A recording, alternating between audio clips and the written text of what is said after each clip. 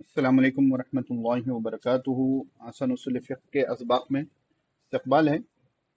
मुत्तफ़क़ अलैह अदिल्ला में से हम लोग जो है क़ियास के मुतालिक पढ़ रहे थे। क़ियास अगरचे चौथे नंबर पर है। पहले नंबर पर कुरान है किताबुल्लाह, दूसरे नंबर पर हदीस है सुन्नत रसूलुल्लाह, तीसरे नंबर पर इजमा है और चौथे नंबर पर क़ियास है। लेकिन आप देखोगे कि रोज़मर्रा के मसाइल में जो खुसूसन जदीद मसाइल हैं उनमें सबसे ज़्यादा इस्तेमाल होने वाली चीज़ क़ियास ही है। क़ियास क्या है कि जो मसला मनसूस नहीं है, ठीक है, उस मसले उसको जो गैर मनसूस है, मनसूस नहीं है यानी गैर मनसूस है, उसको मनसूस पर इल्लत के मुश्तरिक होने की वजह से, कॉमन इल्लत होने की वजह से मनसूस मसले का हुक्म गैर मनसूस मसले पर लगाना, इल्लत के मुश्तरिक होने की वजह से, तो उसको हम क्या करते हैं? क़ियास करते हैं। चार चीजें थी इसमें। मनसूस मसले को असल कहेंगे, मकीस अलैह भी कहा जाता है, ठीक है। गैर मनसूस को फरा कहेंगे, मकीस भी कहा जाता है। और तीसरे नंबर पर इल्लत है, चौथे नंबर पर हुक्म है, ठीक है ना। ये चार जुज क़ियास के होते हैं। यहां तक बात आपको उम्मीद है क्लियर होगी। अब देख रहे हैं कि मैं क़ियास नहीं कर सकता हूं, या कोई भी जो है उठे और नींद में से उठकर क़ियास करना शुरू कर दे।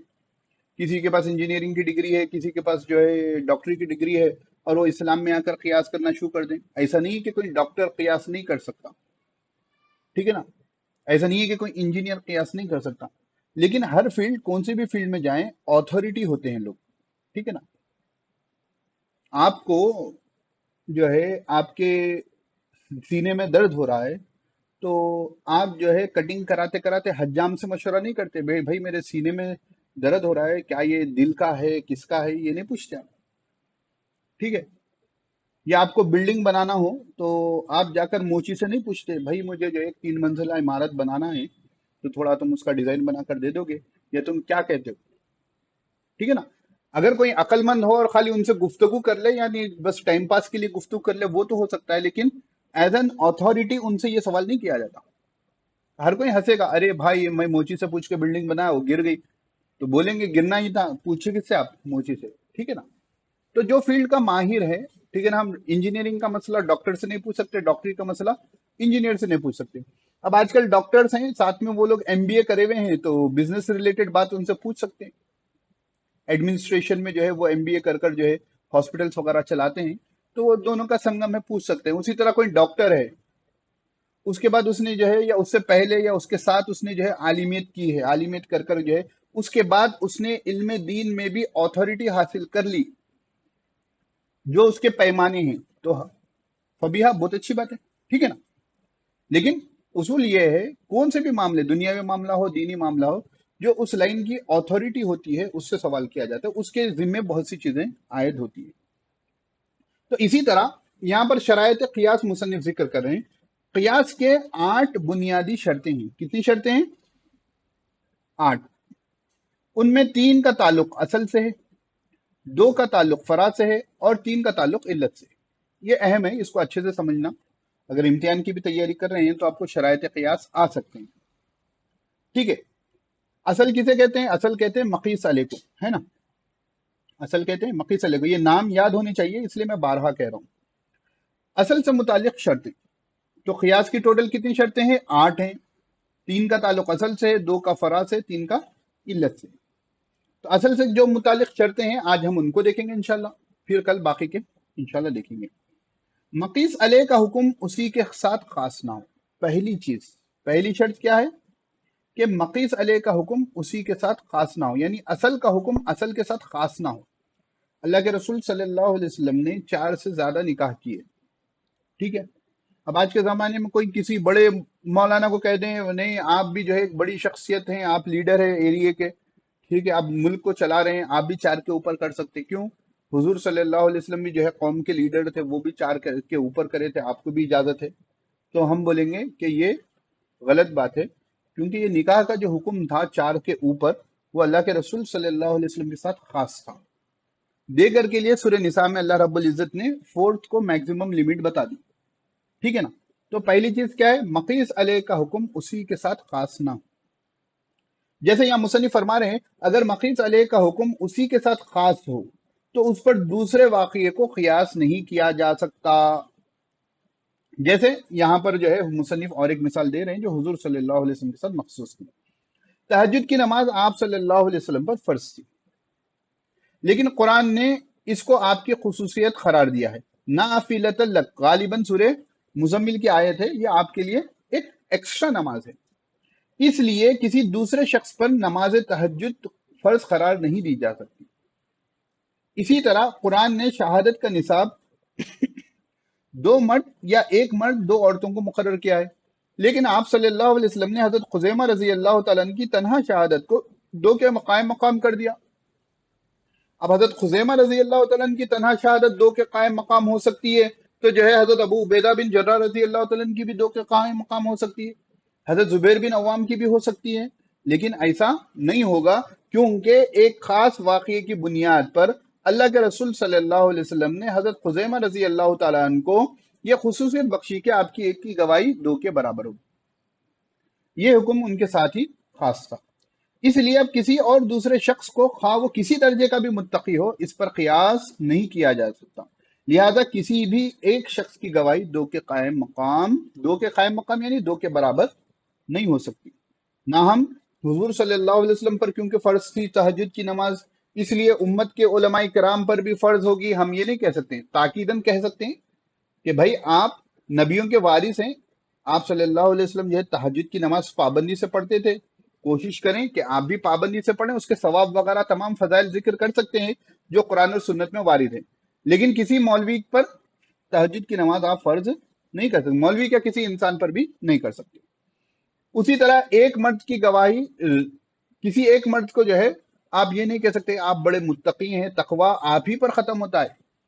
ٹھیک ہے، لہٰذا کیونکہ حضرت خزیمہ رضی اللہ تعالیٰ نے بھی بڑے متقی تھے، اس لیے جیسا ان کی گواہی 2 کے قائم مقام تھی، آپ کی بھی 2 کے قائم مقام ہوگی، ایسا کوئی بھی شخص نہیں کہہ سکتا ہے.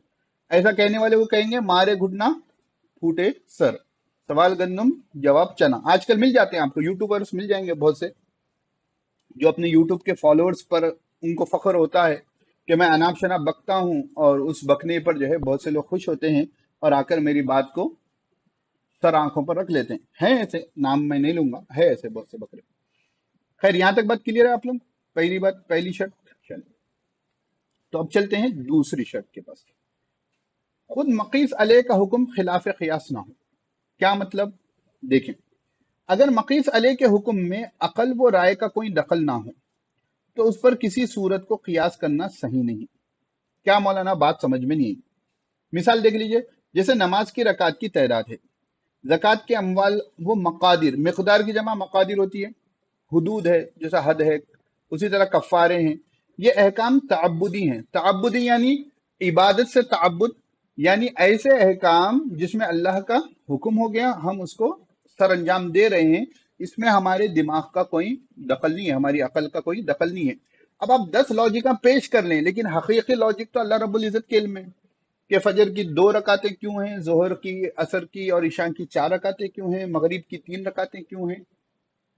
ٹھیک ہے، آپ 10 لاجک دے سکتے ہیں، بعض لوگوں نے دی بھی ہیں، لیکن حقیقتاً وہ لاجک جو ہے اس کو آپ ڈیکوڈ کوئی دوسرا جو نا ڈیکنسٹرکٹ کر سکتا ہے، وہ لاجک کے اوپر ایررز نکل سکتے ہیں. کیوں؟ یہ اصل احکام ہوتے ہیں احکام تعبدی، اللہ رب العزت کا حکم ہے. بھائی مسواک کرنا سنت کیوں ہے؟ حضور صلی اللہ علیہ وسلم کی سنت ہے. اس کے اپنے فوائد ہیں، آپ فوائد دکھا دے سکتے ہیں. اب لاجیکل یہ بول سکتے ہیں کہ بھائی جیسا آپ لوگ برش کرتے ہو، ٹھیک ہے نا، آج کل برش کرتے کیوں؟ دانتوں کو صاف رکھنا ہے، دانت صاف رکھو گے جو ہے بہت سی بیماریوں کا علاج ہوگا. لیکن اصل چیز حکم کیا ہوگا کہ اللہ کے رسول کی سنت ہے. اب کوئی سائنس کا بھوکا ہو تو اس کو سائنس کی دلیل لاجیکل دے سکتے ہیں، لیکن اصل چیز کیا ہے؟ وہ احکام تعبدی میں آتا ہے. تو مصنف کہہ رہے ہیں خود مقیس علیہ، مقیس علیہ بولے تو اصل کا حکم خلاف قیاس نہ. نہیں، خلاف قیاس نہیں، دیکھنے والے کو جو ہے اس کو یہ کیسا ہو سکتا ہے؟ جی اصل قرآن اور سنت ہے، اور تیسری چیز اجماع بھی آ جائے گی. صرف نص بول کر اگر یوز ہوگا تو قرآن اور سنت 90% ہوگا. اصل میں ہم دیکھیں تو نقل قرآن اور حدیث سے، اس کے بعد اگر کسی مسئلے پر اجماع ہو گیا تو وہ بھی جو ہے اصل میں آ جائے گا. تو اگر مقیس علیہ کے حکم میں عقل اور رائے کا کوئی دخل نہ ہو، دیکھو اب آپ بتائیں کہ 5 وقت کی جو نماز ہے یا اسی طرح زکوٰۃ میں جو ہے صرف 2.5% لیتے ہیں نا، 2.5%، کتنا کم، 100 روپے میں سے 2.5 روپے، بہت کم ہے، تو بھی روتی ہے پبلک۔ لیکن اب آپ بولیں گے کہ نہیں 2.5% اسی لاجک کی وجہ سے، اسی لاجک کی وجہ سے، تو آپ جو لاجک 2.5% کے لیے دیں گے وہی لاجک میں 5% کے لیے بھی دے سکتا ہوں، ہے نا؟ تو ایسے احکام جس میں عقل کو دخل نہیں ہے ان کو کہیں گے احکام تعبدی۔ یہاں میں ایک بات کلیئر بھی کر دوں، دیکھیے سورس آف انفارمیشن جو ہے یہ ہے، پہلے ہے حواس خمسہ، 5 سینسز، چکھنا، سننا، سونگھنا، ٹھیک ہے نا، ٹچ کرنا، محسوس کرنا، اور کیا ہے، دیکھنا۔ یہ کیا ہے، حواس خمسہ ہے، جس سے آپ کو کسی چیز کا ادراک ہوتا ہے، نالج آپ حاصل کر سکتے ہیں۔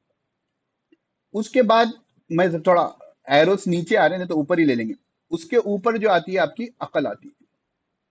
مثلا یہ لیپ ٹاپ ہے، ٹھیک ہے، یا یہ پین ٹیبلٹ ہے، میں اس کو چھینک کر بتا رہا ہوں کہ سپوز یہ کس سے بنا ہے، کہ پلاسٹک سے بنے ہوا ہے، ٹھیک ہے، ٹھیک ہے، میں اس کو دیکھ لیا کر لیا، ٹھیک ہے، تو مطلب پلاسٹک دکھ رہی ہے، ہاں ہاں ہاں، بہت سی چیزیں ہم دیکھ لے کے جو بھی آنکھوں سے چیزیں سمجھ میں آ رہی ہیں ہم اس کو ٹھیک ہے بلکہ بولتے ہیں، ٹھیک ہے۔ اب عقل کہہ رہی ہے کہ اس کو کسی نہ کسی بندے نے بنایا ہوگا، ہے نا، جیسے دیوار ہوتی ہے اس کو کہتے ہیں کسی نہ کسی نے بنایا ہوگا۔ آپ دیوار کے بارے میں بولیں گے اس میں پیچھے اینٹیں لگی ہوں گی، سیمنٹ لگا ہوگا، ٹھیک ہے، اس کے اوپر جو ہے پھر ان لوگوں نے جو ہے پورے سیمنٹ سے جو لیپا ہوگا، اس کے بعد پھر کلر مارا ہوگا، ٹھیک ہے۔ یہ کون کہہ رہی ہے؟ عقل کہہ رہی ہے، بندے کو تو ہم ٹھہرے ہوئے نہیں تھے، ٹھیک ہے نا۔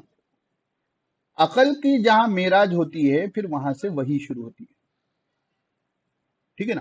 حواس خمسہ جہاں ختم ہوتے ہیں وہاں سے عقل کی دوڑ شروع ہوتی ہے، عقل کی دوڑ جہاں ختم ہوتی ہے وہاں سے وہی شروع ہوتی ہے۔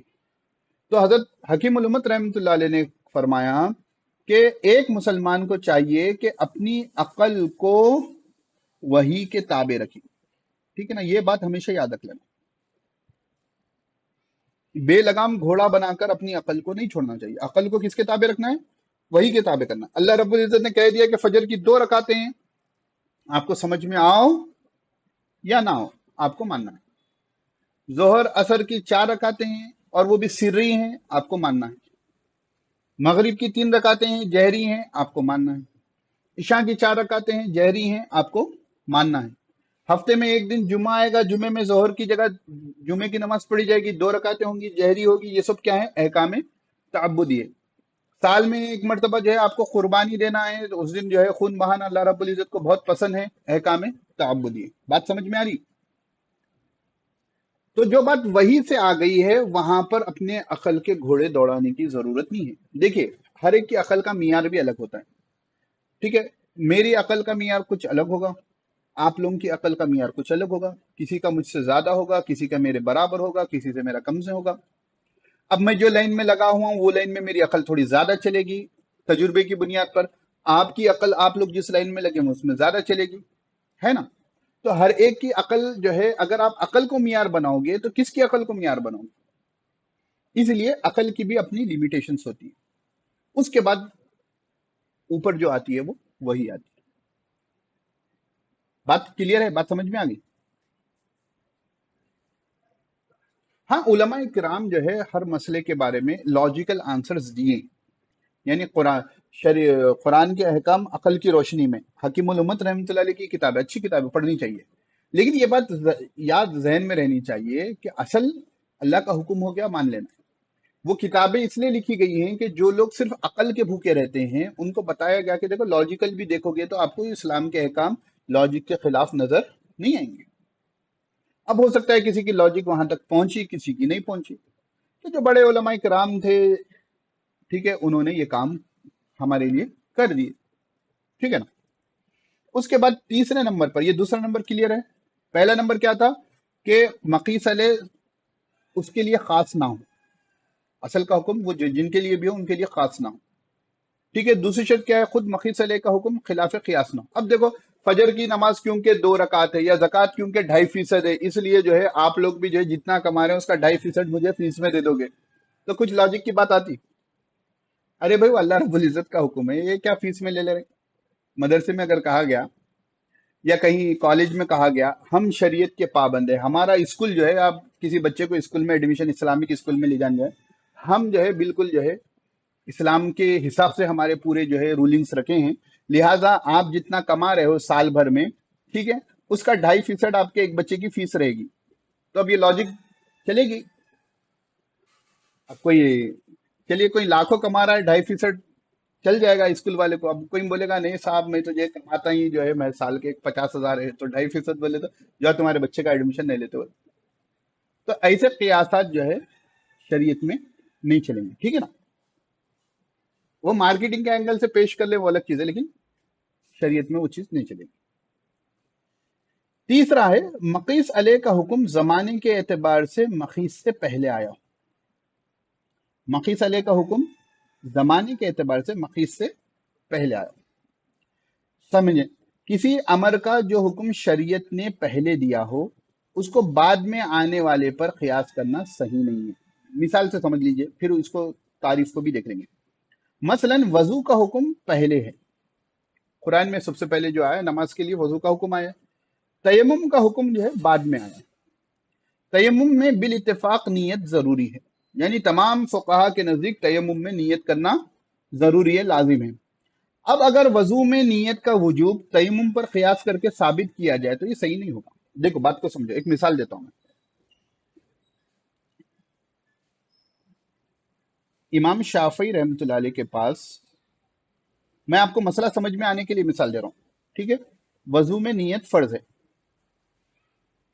ٹھیک ہے. امام ابو حنیفہ رحمۃ اللہ علیہ کے پاس وضو میں نیت فرض نہیں ہے نا؟ فرض ہے کیا؟ نہیں ہے، ٹھیک ہے. اب کیونکہ میں شافعی ہوں، میں جو ہے کسی حنفی سے جو ہے اس مسئلے میں ڈیبیٹ کر رہا ہوں، علمی مناظرہ کر رہا ہوں. میں نے کہا دیکھو تیمم میں تم لوگ نیت کو فرض کہتے ہو، تو سامنے والے نے کہا ہاں کہتے ہیں. اب وضو میں بھی نیت فرض ہوگی، کیوں؟ دونوں بھی نماز کے لیے کرتے ہیں. تو یہ جو حنفی جو بھی عالم دین ہوں گے یا جن سے بھی میری بات چل رہی، وہ یہاں پر بولیں گے بھائی آپ تیمم کے اوپر وضو کو قیاس نہیں کر سکتے. میں بولوں گا کئی کو نہیں کر سکتے، تو وہ کہیں گے کہ دیکھو شریعت میں وضو کا حکم پہلے نازل ہوا، ٹھیک ہے، اس کے بعد جو ہے تیمم کا حکم نازل ہوا. تو جو پہلے حاضر ہوا ہے دوسرے اس کے بعد والے پر آپ اس کو قیاس نہیں کر سکتے. آپ دوسری دلیل دے لو، لیکن آپ یہ نہیں کہہ سکتے کہ کیونکہ تیمم میں نیت فرض ہے اس لیے وضو میں نیت فرض ہوگی. کیوں؟ کیونکہ تیمم کا حکم بعد میں نازل ہوا اور وضو کا حکم پہلے نازل ہوا. اب اسی سے یہ تعریف کو بھی سمجھ لیں. کسی امر کا جو حکم شریعت نے پہلے دیا ہو، پہلے کس کا حکم دیا؟ وضو کا دیا. اس کو بعد میں آنے والے حکم پر قیاس نہیں کر سکتے. بعد میں آنے والا کون سا حکم ہے؟ تیمم ہے. تو نیت تیمم کی جو فرض نیت ہے اس کو اصل بنا کر وضو پر قیاس نہیں کر سکتے، یعنی وضو پر حکم لگا نہیں سکتے. بات سمجھ میں آئی؟ کچھ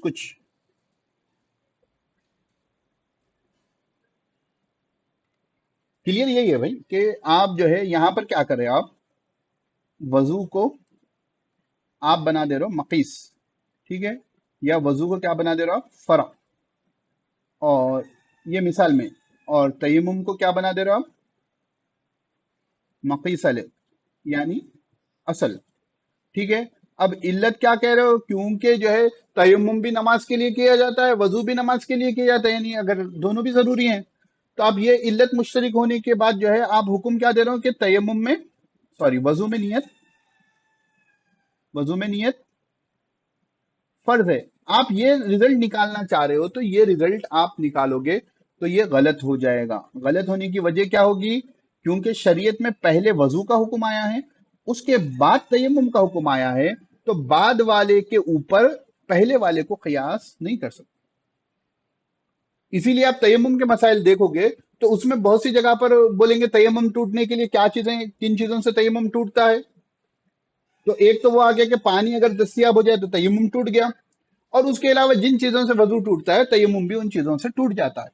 تو یہاں پر وضو پر تیمم کو قیاس کر سکتے ہیں. کیوں؟ وضو کا حکم پہلے آیا. तयम्मुम का हुक्म बाद में आया, तो पहले वाले पर बाद वाले को कियास कर सकते हैं, लेकिन बाद वाले पर पहले वाले को कियास नहीं कर सकते। क्लियर है बात? अब देखिए, बाज मिसालें मेरी आपको यहाँ समझाने के लिए होती हैं। अक्सर मिसालें हो सकता है कि बाज की मिसालें और असल मसला अलग हो। यहाँ मेरा मसला, मेरा मतलब कि यहाँ मेरा ऑब्जेक्टिव, मेरा गोल ये होता है कि आपको यहाँ पर ये जो पॉइंट है उसूल फिqh का, वो क्लियर हो जाए। उसके अलावा असल हुक्म आप कहाँ पर देखोगे? कोई भी फिqh मसला हो तो वो फिqh की किताब में देखोगे, ठीक है ना। तो आज हम यहाँ पर अपनी बात को रोकते हैं कि कियास के कुल 8 शर्तें हैं। 3 मकीस अलैह के मुतालिक हैं, 2 फरा के मुतालिक यानी मकीस के मुतालिक, और 3 इल्लत के मुतालिक हैं। मकीस अलैह की जो 3 शर्तें थी, उसमें पहला हुक्म क्या है? पहली शर्त क्या है? मकीस अलैह का हुक्म उसी के लिए खास ना हो। दूसरा क्या है?